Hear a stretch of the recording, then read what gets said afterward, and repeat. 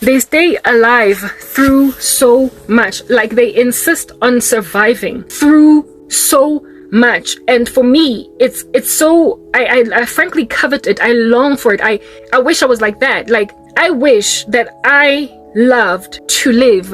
Like, what I'm trying to explain is that I have seen stories of burn victims who, after a horrific car accident, became a quadruple amputee and also lost their faces. Everything just gone. Only enough orifices open for them to be able to breathe and eat. But practically blinded in one eye from a car accident. And when you look at this woman's photo before she got burned in a car wreck, she was so gorgeous. And now she is in a wheelchair and has no feet, no legs, and has no hands, right? And she is out here holding on. I marvel at such witnesses because it makes me see that people love life in a way that I don't. I so don't want to be in this body that I would give up. I would hate.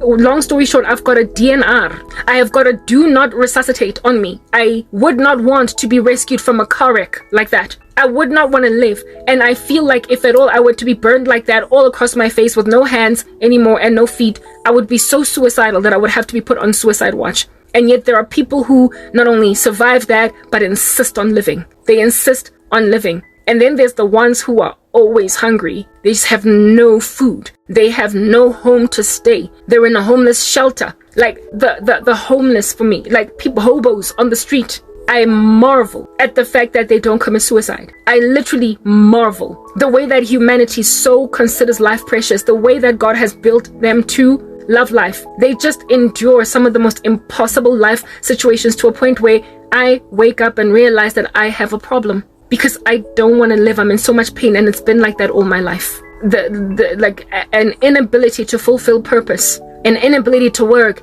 and be fruitful in society makes me want to die. I wanted to die when I was 11.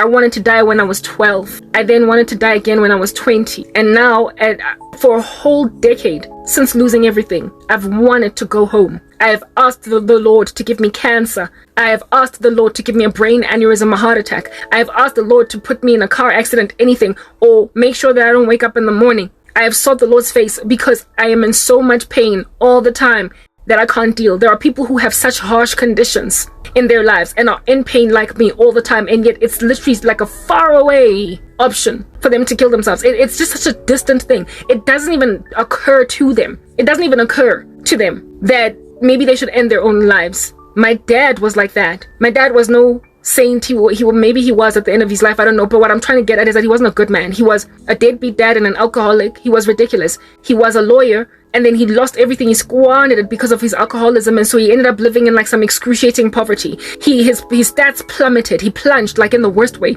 because of his adoration of alcohol. And yet that man, he was not interested in dying. He passed away from prostate cancer. And after being diagnosed, he was so sad. And for me, it's like, dude, first of all, you claim to be a Christian. Just get real tight with Christ. Make sure that you're cool. But soon you're going home. No more poverty. Yeah, you put yourself in this position. You didn't have to end up so poor and so unloved and so much of a burden to everybody. You did that to yourself. But now you no longer have to live on scraps. Rely on family to give you $200 every so often. Take a government stipend of 1,800 rands a month because you're a pensioner and you were a lawyer. You could have been a judge in this country. So to lose all that clout, yeah.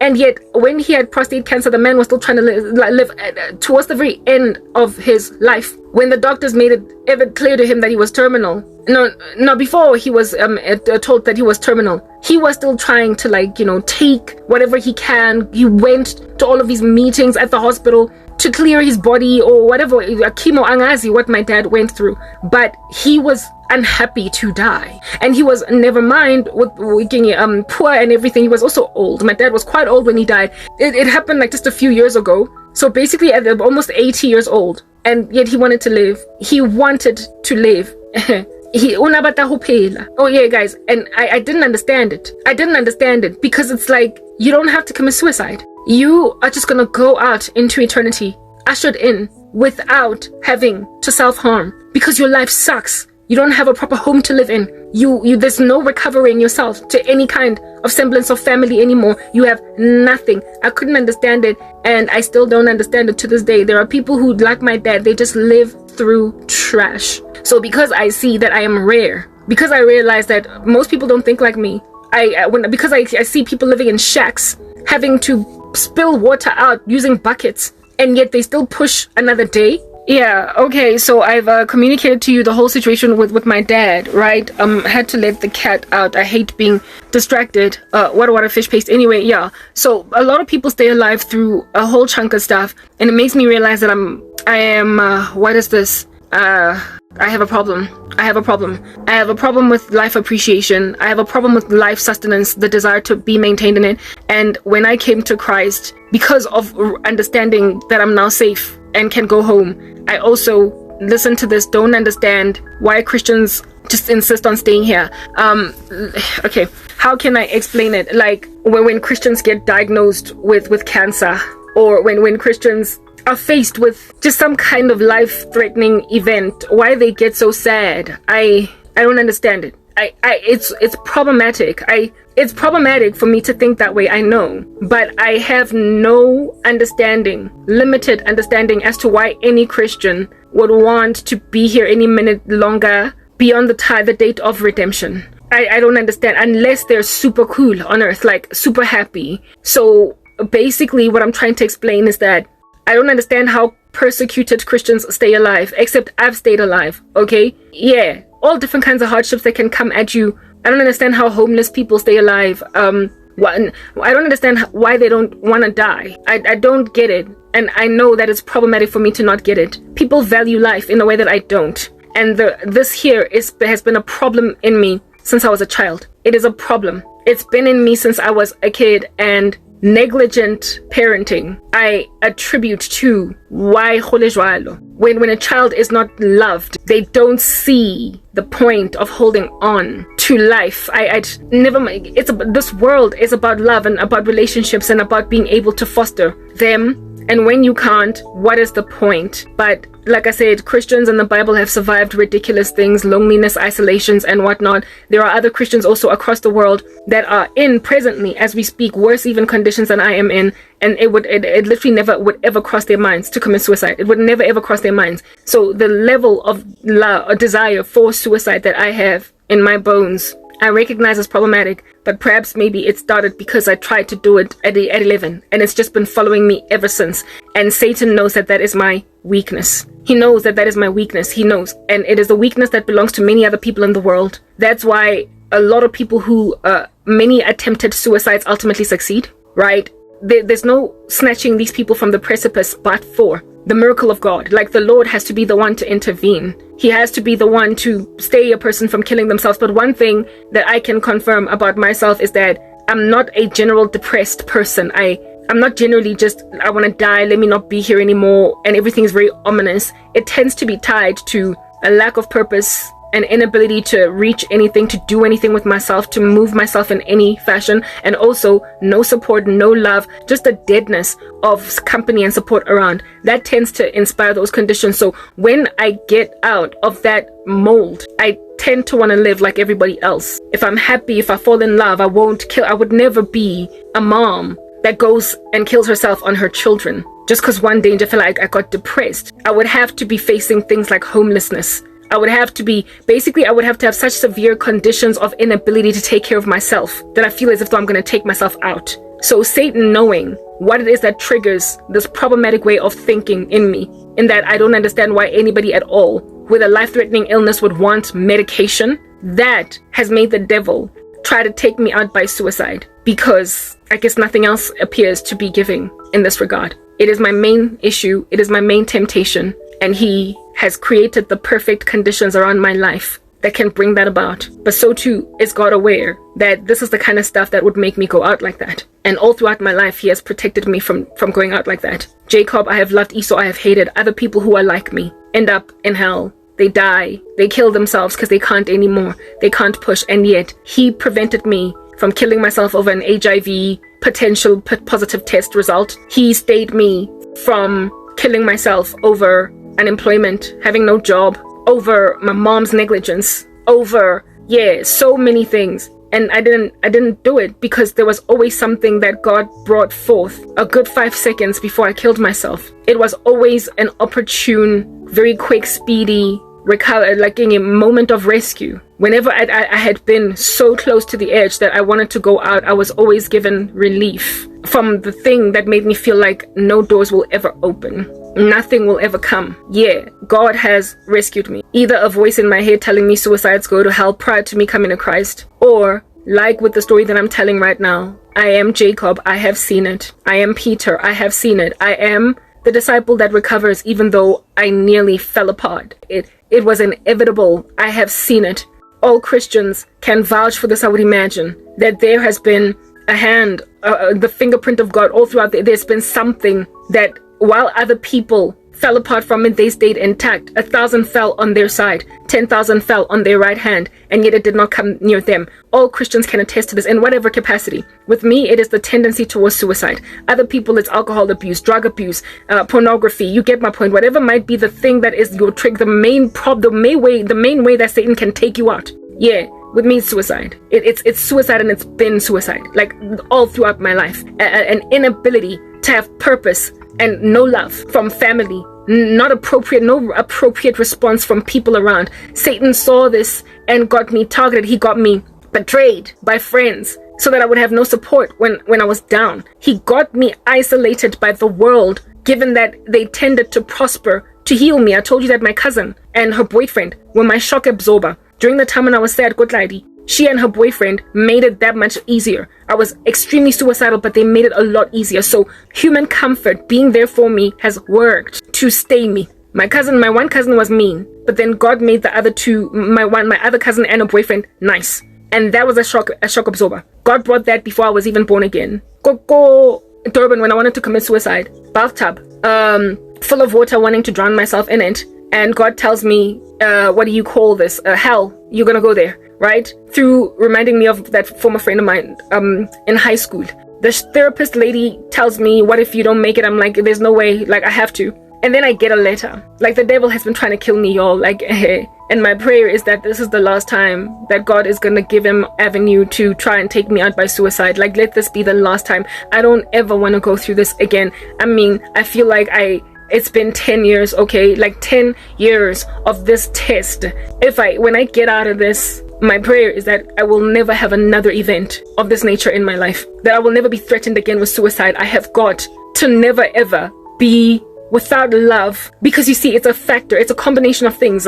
It's a cocktail of events. It is a cocktail of factors that contribute to me wanting to die. It's never just one thing. It's never just unemployment. It's never just not being able to study. It's never just what do you call this? A lack of love or a lack of respect or a lack of acknowledgement of my person. It's never just. It is always all of them in one sitting. Like all these factors have to be applying in one sitting to get me to that point. I told you in high school my mom was still negligent, but my teachers loved me. I was popular. I was pretty. The boys were always shellering. So that was enough. The shock absorber was that. Even though my mom's negligence was ridiculous. Thanks to her negligence, however, I dropped the ball in grade 11 on my academia and what have you, but I did not want to die per se. It was when all of these factors were all like in one fell sweep, when they were all just yawning in my ear, that I now wanted to go out. When I had nothing to do with, no one supporting me looking like I'm going nowhere, and the walls closing in on all sides, when all of them were operating at the same time, that's when I wanted to drown myself in a bathtub. When I had no one, when I had nothing, etc.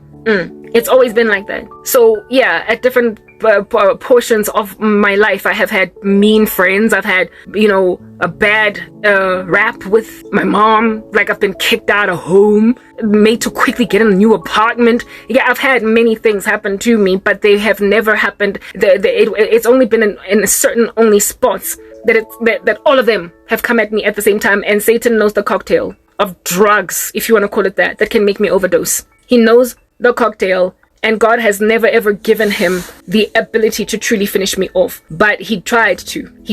When I was that age 20, here it is that I'm waiting to get a job from Liberty Life. That's the one thing that I'm holding on to for dear life. If I don't get this, I feel like I can't push anymore. God knows what my linear regression constraint set is. So my mother gets not an email, sorry, but a phone call from my aunt, and my aunt tells me that I have regrettably not been accepted. And then an angel, I believe it was an angel of God, proper, because a thought or an impression just rocked up in my mind to defy what I was being told. I was not saved at the time, did not know things of the Spirit, did not know things of being led and what have you. In Christ, I was just lost as lost can get, like a doornail. I was dead as dead can get. Yet somehow I had looked at my mom, even I was tempted to initially just cry, but I was like, there's no way. I looked at my mom in the eye. I was like, there is no way. There is no way that Liberty Life rejected me. There's no way that they regret to inform me that I did not make this learnership. It's a lie from the depths of Sheol.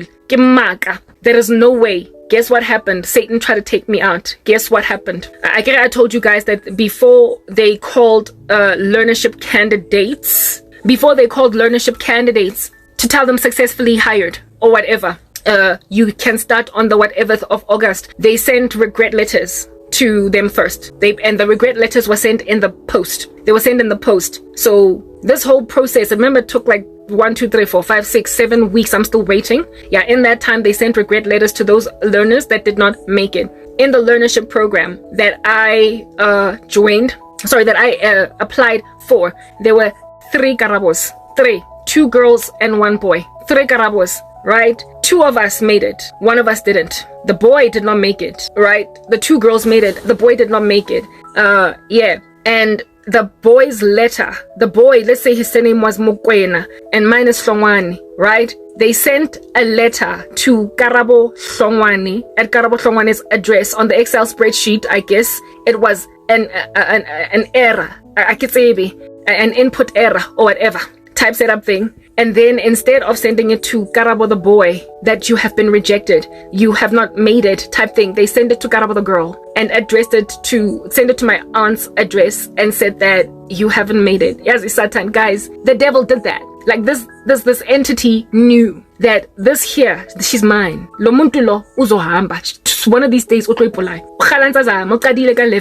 started at the age of 11. Now she's gonna go. Now she's gonna know that hell is real. And so what the devil did was cause that error inside Liberty Life. They sent a regret letter to Karabo Hlongwane at Karabo Hlongwane's address, and likely the Karabo Mokwena probably didn't even get a regret letter. That guy did not get a regret letter. I would only later learn what happened, what you might call this, once the learnership happened. I discovered that out of the 3 Karabos that interviewed, 2 women made it, 2 girls, and the 1 boy didn't. So I figured that likely that guy probably didn't even get an apology letter, or maybe he called in on some. So what happened? And they were like, sorry, you didn't make it, young man, type establishment thing. Yeah, they sent me a regret letter. They sent me a regret letter instead of that guy. Understand that inevitably I was going to get a call saying, you're starting, come in, clock in on this particular date. So they would have sent me both a regret letter and a congratulations, you've been accepted. But I would have been dead by then. I would have been dead. They mistakenly sent me a regret letter. There is no way that they would have brought on board the wrong candidate. On the day of registration, they would have asked, where's Karabo? Because the thing is, we were assigned to certain managers who interviewed us in the panel, and they would remember us. So they would probably be like, where's Karabo? Karabo did not come in. Did she reject the offer? We didn't send it to her. What? No, but she made it. So I was going to eventually be told, man, it's a mistake. We want her. She was part, like, my class was the team, the class, or the batch of learners that were to belong to my particular segment or class, nearly 15, and it was the smallest number because they were experimenting with consultancy and they were grabbing the brightest kids. And they put us in this one. The other classes had like 45 kids each, or like getting 38 or whatever. We only had 15. We were only 15 of us because they were literally experimenting on creating consultants out of us. There was no way they were gonna miss one. There was literally no way that they were gonna miss one. Okay, they put me in consultancy, and I was not gonna pitch on day 1. They were gonna wonder, but why? And then the administrator lady would have been like, she just didn't embrace the call or whatever, and it would have been noticeable. But something told me that this is a lie. I told my mom to her face, I was like, nah, there's no way There is no way. Me, I remember the interview. I remember how things went. I remember how well things went. I remember how much those men and women were so happy with me. And plus, yo, I know myself. Like, let's just say that. And I can speak for myself. I can speak for myself. There is no way I did not make that final hurdle. Like, there is absolutely no way. And my mom was like, Karabo, it is what it is, just deal. I'm like, please just try and find out on my behalf. Like, just try and, can I call them? Can please borrow me money to go and call them so I can confirm this is the thing. And my mom was like, it's okay, I'll call. Because my mom used to work at Liberty Life. And not only that, my uncle at that stage worked at Liberty Life. So it was like a family business, that company. My uncle at that stage was working for Liberty. My mom used to work there. And it was funny. My uncle didn't even try to hook me up with a job, even though Nasabetsako Liberty. I found that job by myself in the workplace. You know, these family members. Anyway, whatever. My uncle used to work for Liberty. So my mom used to work for Liberty and knew some people there, right? So she called my uncle, who then called, asked around inside on some leadership program in I have a niece by the name of Karabo Hlongwane. O regret letter. O confirm, or that's the thing, because wrong. She feels like you are wrong. She feels as if though the regret letter was a mistake. Please just confirm if it is, so that we can just take it back to her, so we can just give a piece that she did not make it, that it was a regret, right? Type setup thing. And within the same day, they came back and they were like, sorry, no, that was a finger error, essentially a typo, like an Excel spreadsheet issue, that I made it. I was basically the first candidate to be told, congratulations, you made it in, because they were not ready yet to tell us. They were not yet making phone calls to let us know that we're going to make it. The other candidates would be called literally maybe like something like 2 weeks to 3 weeks from that date. That's when they were going to call them. But I got my understanding that I was successfully hired early because I got a regret letter, and I cried about it. And inside the company, family members who work there asked, is this true? So this kid can just rest easy, because she feels like all devastated. And indeed, it was confirmed that that what it is, that were my suspicions were untrue. How long was it gonna take for me to recover? Basically, not recover. Listen, so I get a regret letter. Okay, I contest it. If I did not contest this regret letter, all the other kids who made it would have been called from that date in about 2 weeks. I was going to be sitting at home for 2 weeks in macabre, melancholy, with a sense of foreboding encircling me. Particularly busy, that workplace, again and again and again. I was going to commit suicide. It was enough time. Like I said, when a person is extremely suicidal, 6 months might be nothing to most, but it's like 6 years to a heavily suicidal person. 1 day might be nothing to most, but 1 day is like a year to a suicidal person. 30 minutes is like 30 hours to a suicidal person. That's why it is utilized as a form of encouragement to say to suicidal people that suicide is a permanent solution to a temporary issue, because just how overwhelmed you are with despair and melancholy and feeling like you want to do it now, like you need to be told that what you're doing is a permanent solution to something very temporary. And indeed, I was in a temporary frenzy. I was misled into thinking that I had lost that opportunity. I believe an angel of God told me contest it. Otherwise, I would have probably pined and my mom was going to come home from work with me dead, and the bathtub or whatever it is that I was going to do to kill myself. But instead, God's forces told me to have that validated information. And within a day, I found out that, no, you made it. And then later only did I receive a phone call. I got another phone call. I got another phone call because the person who was calling to let the candidates know that they made it was a different one from the one that confirmed that I made it. So I got a call. It was just a formality. Hi, is this Karabo? Yes. It is Karabo. Hi, Karabo. This is Sperm from Liberty Life. Congratulations, you made it into the leadership program. And I was like, oh, thank you so much. I acted all excited, like I did not know, because the person who told me was not supposed to really share the information. It was confidential, and they would have, of course, appeared to be picking sides or whatever. You get my point. Like, just unprofessional. So I had to pretend like it was news to me when I found out, but I already knew something like 2 to 3 weeks before everybody else found out. So basically, God saved me. God rescued me from suicide by simply giving me news in advance before it came, because he knew how much I could take at that stage. He's the one that put the linear regression constraint set around me, saying, Satan, you will go this far and no further. And this constraint set was around me all throughout my life, even before redemption. The devil could not take away the opportunity from Liberty Life. He could not cause that door to be shut. He could not make them not to hire me. He could not manipulate things to take that opportunity. But what he could do is create an optical illusion that I didn't get it. And he did. And it caused me to panic for 5 seconds. But then I contested it and learned quick and furious that I made it. And it saved me. Well, the rest of my days, while waiting to start, were leisurely. I was watching TV happy. I was eating. I was okay. I was sleeping right. I was waking up and sitting down. I was taking walks in the neighborhood, enjoying scenery. Hey, guys, as in, when a person is suicidal, they cannot even see how green a blade of grass is. They cannot see how, like, this top that I'm wearing is like a yellow burnt orange color. It's just gray. They cannot see the sun. Everything. It's like a sense of foreboding. It's so overwhelming. It's like smog in the air. You cannot see anything. The beauty of that neighborhood that my mom was staying in, Go Devin, for the first time, I saw it. I was there for a few weeks at that stage. And for the first time, I was able to see every color. For the first time, I was able to see people and greet them. I lived not far from a university, and I was able to see the students there, people who were my age, basically people that could be my friends. For the first time, for the first time, I saw them.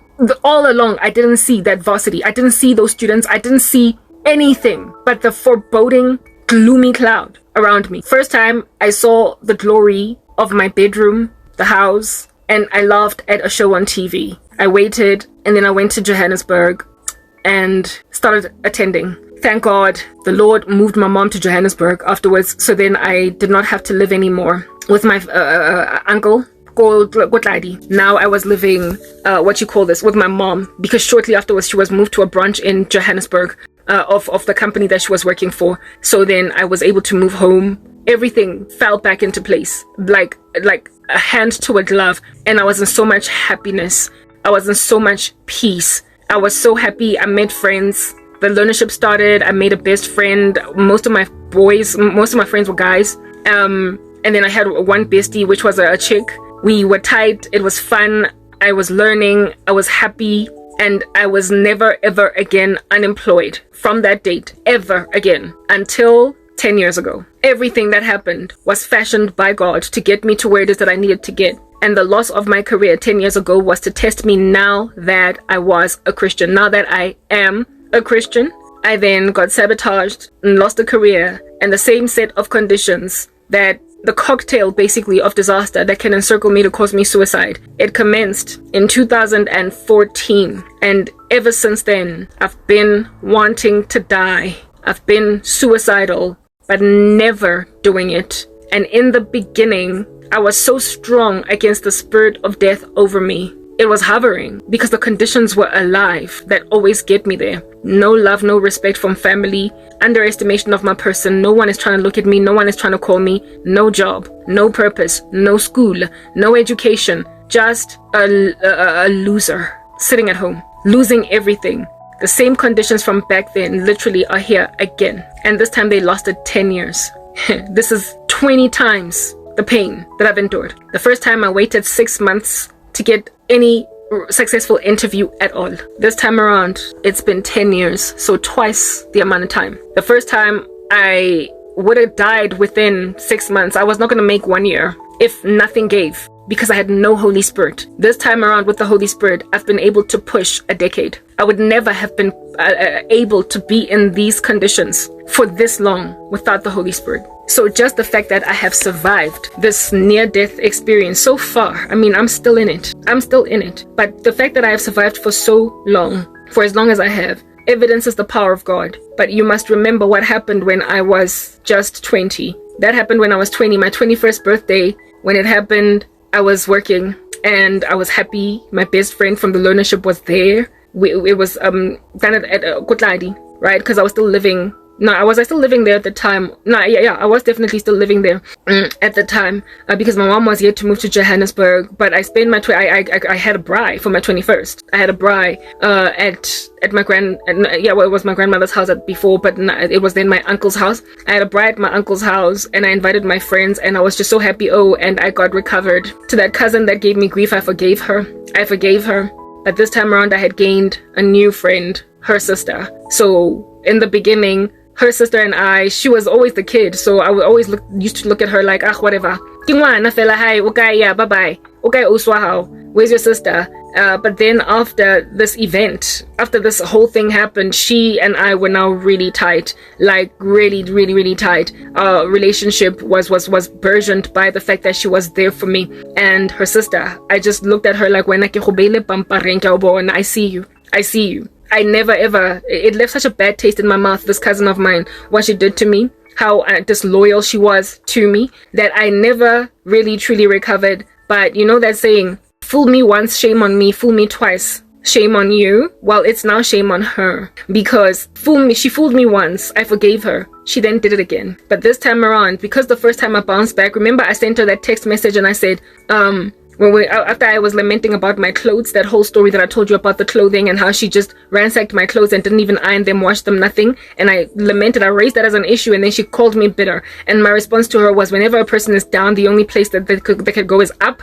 Yeah. I sent her that, right? And I rose, guys. I defied her. Like I shot up. I caught up and I defied her. I excelled beyond her. And it put a whole bunch of pie on her face because of what happened before. The fact that I told her the only place that a person can go when they're down is up. She taught herself witchcraft later on. And this time around, she was like, you will never rise again. You will never rise again, because this time, I'm going to use spiritual means to make sure that you're going to try and get an interview at Liberty Life and not get one again. This time around, I'm going to make sure that you're going to try to rise and get job interviews and continue to grow. This time you're going to think you're going to use your intelligence. This time you're going to think that you're going to speak your way, because you know how you like to say, Karabo, that you can speak for yourself. Yeah, you're going to think that you can speak, but nothing you say is going to do anything. This cousin bewitched everything of me, of my job, my education, my everything. Like, if she could bewitch it, she bewitched it, and she keeps bewitching it.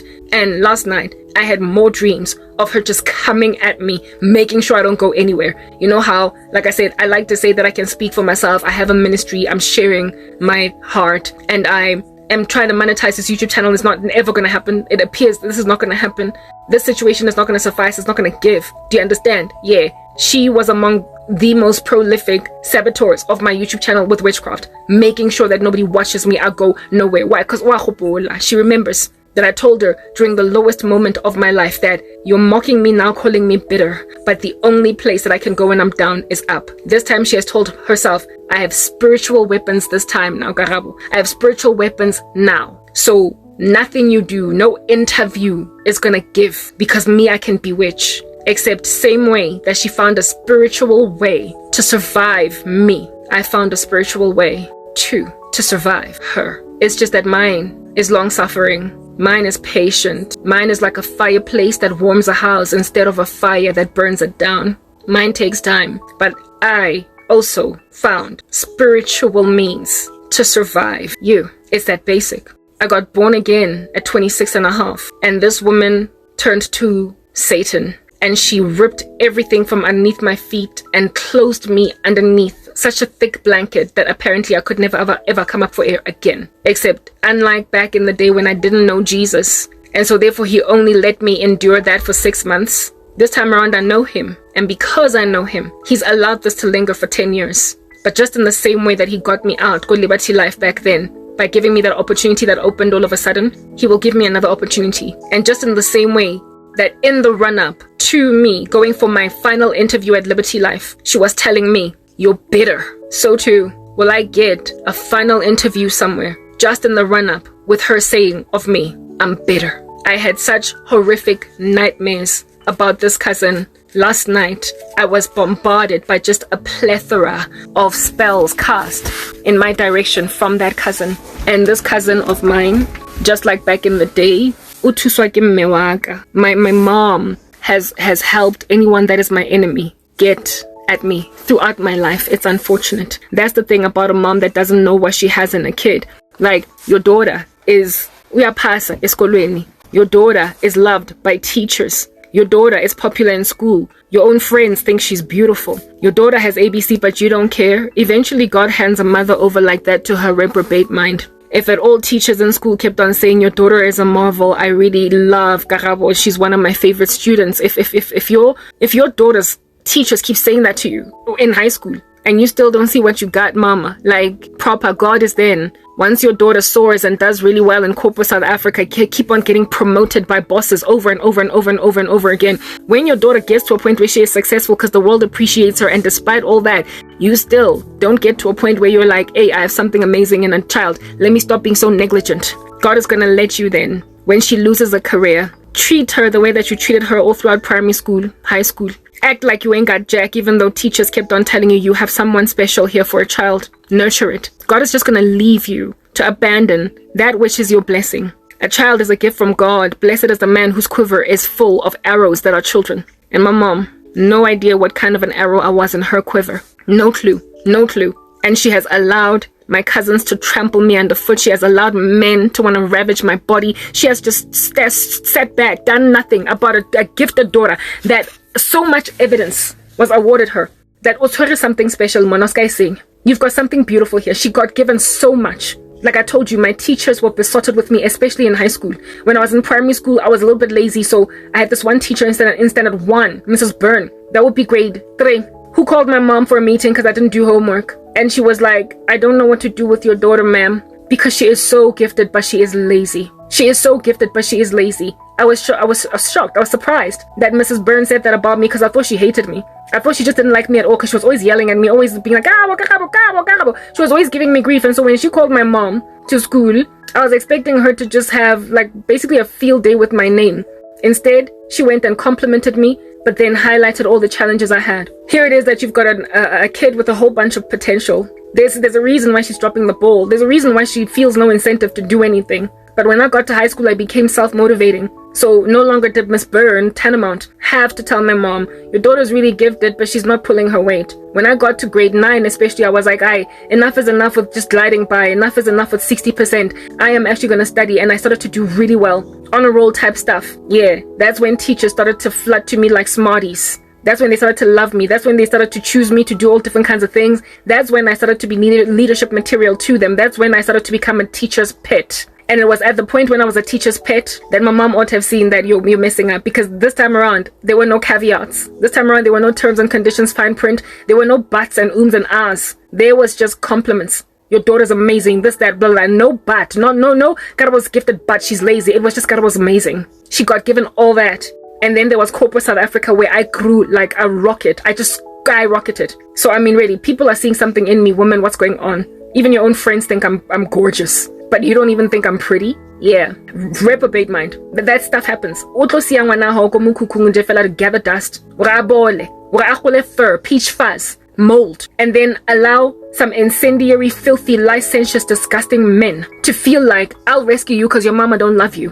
Yeah. Making her feel even more disgusted because not only am I in Christ, but I've always had a thing about disgusting men. I've never liked them. As a young woman, I was never a slay queen. I was never the kind of chick to be out here rolling these streets with a but madresa because he's got money. I don't care if he's got character. I've always dated lowly guys. I've always been that girl.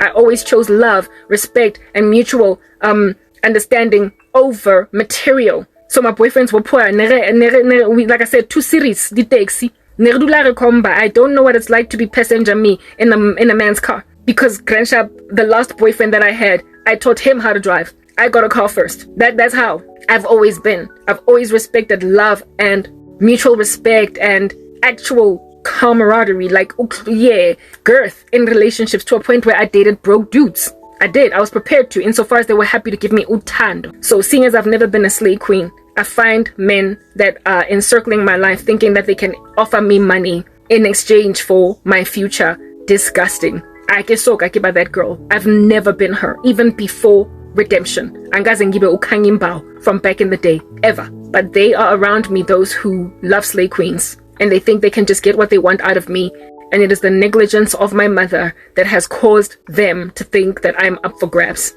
It is the witchcraft of my concerted cousins that has made them think she doesn't have anybody from her family that love her. So I'm gonna try and try and try and try and try with witchcraft until I finally get what I want, because a neglected woman is a wicked man's best price. They just think of us as up for grabs. All these women that have put me in a position to be apparently up for grabs by men have no clue that when your father and your mother forsake you, God will take up your cause. He is the father of the fatherless. He takes care of the widow and the orphan. He takes up the cause of the oppressed. And he heeds the cry of women in the wilderness that are being sought for being ravaged by men. The Lord sees married men in the street hollering at me that despite being told that I'm married, he's like, so am I. God sees that kind of circus around me, and he sees how I feel about it. And because he cares about my sentiment about such things, he's the one that's going to stay them from ever coming into my space. God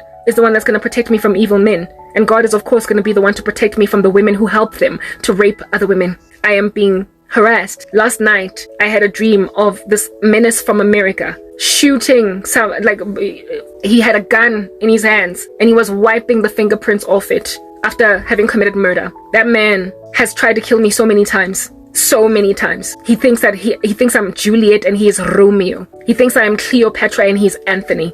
He thinks that we are star-crossed lovers. He's telling himself that before he will end his own life because he's miserable, I must first die. He is trying to kill me. He keeps doing death rituals over and over again. But of course, because it won't look like it's him, it'll look like I've just been neglected by family and like I killed myself. It would be like shooting a person dead and then wiping fingerprints from a gun. I had a dream of that little rodent wiping a gun of fingerprints after essentially doing what would be the tantamount of kill me. Yeah.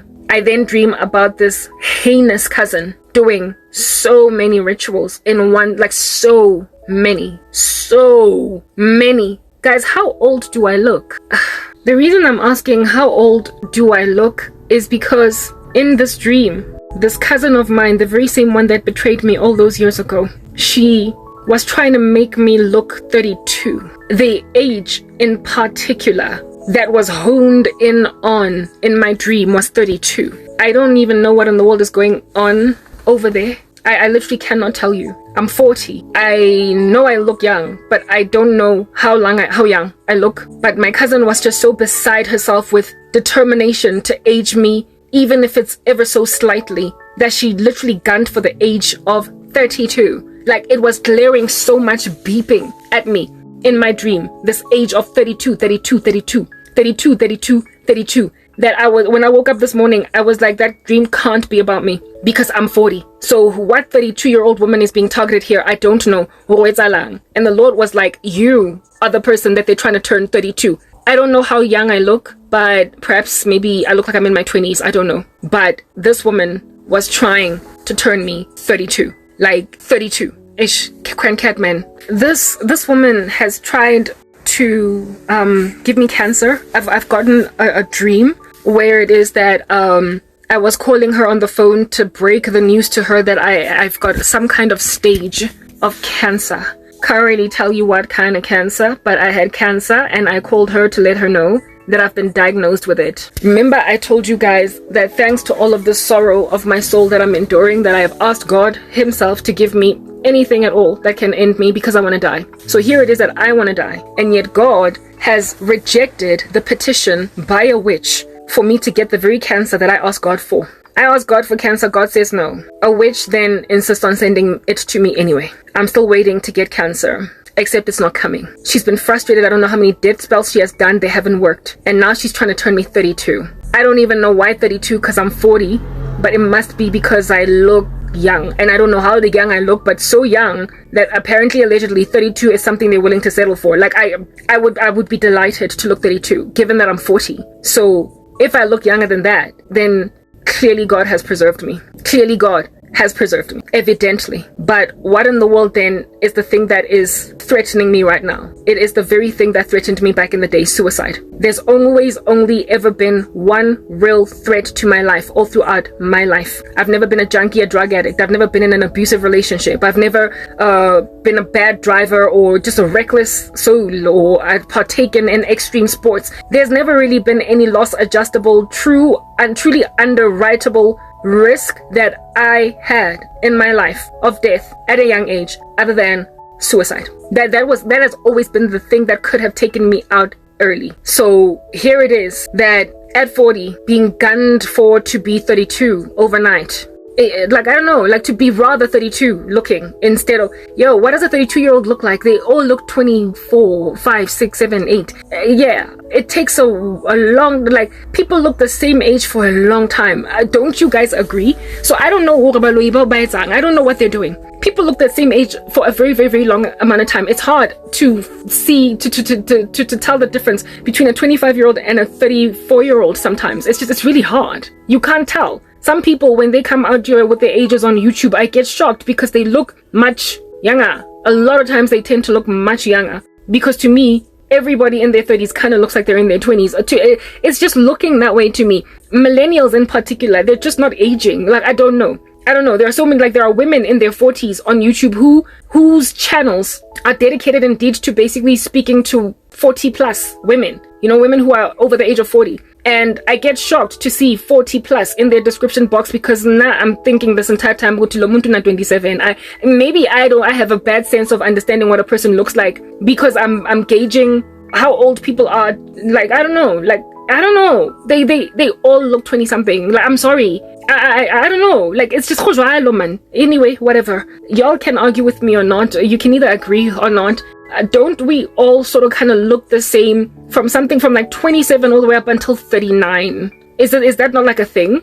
I think it is. I think it is because I see it on social media. I see women in their 40s out here, me guessing that they are 28, and then I get shocked out of my mind that they're 44. Like, I don't know. It's whatever they're eating these days, angazi. But apparently, allegedly, I am supposed to turn 32 soon. Like, physically, angazi. What in the world does a 32-year-old look like? They look like a 28-year-old. A 32-year-old totally looks 25. They do. There's actually a woman on the internet recently that put a birthday candle, a hair content creator, because I watch a whole bunch of hair content online for see hair. Yeah, this chick was out here blowing out birthday candles, and her birthday candle cake was 32. And I was shocked because I thought she was still in college. I thought she was like a student in America, but she was 32. So I was like, whoa, this chick is actually not that much younger than me, and yet she looks like she could totally still be in university. So I don't know, angazi. But long story short, witches, you're living in some strange, weird world where you can defy such things as those. Like, if a person has got genes from her mom and her dad to make her look 21 at 34, then why are you trying to make her 32 looking at 40 when apparently she looks how old at 40? I don't know, and at this point I really don't care. But what's imperative is that not only are they trying to age me, but they're trying to kill me. They're trying to thwart my ministry. They don't want me to speak. They want me to be maintained in nothingness. They want to surveil me for the rest of my days. They want to ascertain I don't go anywhere. They keep on squashing me into an already squashed space as if though I'm not already squashed. And they are hiding my letter of acceptance. They're hiding my letter of congratulations. You've made the learnership. So they can make me commit suicide before time. I explained this whole chunky thing with this witchcraft from my cousin and this menace from America wiping a gun trying to make me Anthony to Cleopatra to Anthony. I'm explaining it to get to this particular juncture. Not only did I dream about the guy from America and my cousin doing strange stuff and the age of 32 just being really prevalent, I also then dream about a whole chunk of women, including this cousin of mine, regretting proposing marriage to their now husbands, in the sense that they did not so much get down on their knees and propose marriage to them, but they made them marry them by korobela. You know how I'm always complaining that men and their korobela stop. If a woman doesn't want you, it's rape. Leave them alone. Korobela is rape. It's a force. It's just leave. People must choose you. Let them choose you with their faculties intact. Stop dizzying people into entering into marriage, because then you're going to wake up tomorrow and discover that you're not actually truly in love. These things expire. Okay? Yeah, well, in my dream, it was rather now a whole slew, like a chunk, a plethora, like baba ga. If I could use my other hand, I would use it, of women that regret doing that to men, who regret who regret proposing marriage to their boyfriends. It is a form of, they basically went to a sangoma and were like, my boyfriend has been dragging his feet, make him propose to me. And then next thing, the guy who has been indeed dragging his feet, dating her for 7 years, next thing, he's out here buying a ring on some will you marry me. The reason why these women are regretting it is because the way that these men are so unloving, and the way that they're so cold, and the way that they have so broken off, and the way that they no longer want to be in these establishments, it's just caused them to be such unhappy wives that they wish they had just not been greedy, not been selfish, broken up with a boyfriend that was just like twisting them in the wind and dragging them through the mud. What is the word that I am looking for? Stringing them along, and just waited for somebody that would immediately be happy to love them organically. They long for organic love because the manufactured kind is just too hard to keep up. You have to just keep on burning a candle or two, going back to a sangoma to reignite it, and when it expires, the husband acts aloof, he is weird, he's cold, he's abusive, he's straight. Basically, their witchcraft is twitching and it's glitching, and now they're looking at women like me, and they are thoroughly trying to bury us in the ground so we can never be an example of gladness and of happiness in marriages that they passed up. I am being killed for a slew of reasons, do you understand? A plethora. Among the reasons I am being killed is because men are selfish for me to go and marry the man that God has set apart for me. Bang patla kankane, having in and of themselves married other women, got a whole bunch of kids out here in these streets, and also they've the bad rap sheet trying to cause me to be an adulteress, some of whom even are HIV positive. Okay, yeah, but on the other end, I'm also being selfishly hoarded by women who don't want to watch me be happy because I waited on Christ, because they lizard their husbands. They made their men marry them. They made their baby daddies marry them because they did not want to be a baby mama that's not married to the baby daddy. So instead of just realizing you made a mistake, you weren't supposed to fornicate, there's a baby, let's just take care of this baby, but then wait on God to bring you a husband, they just were like, who put a baby in my stomach? You are gonna marry me.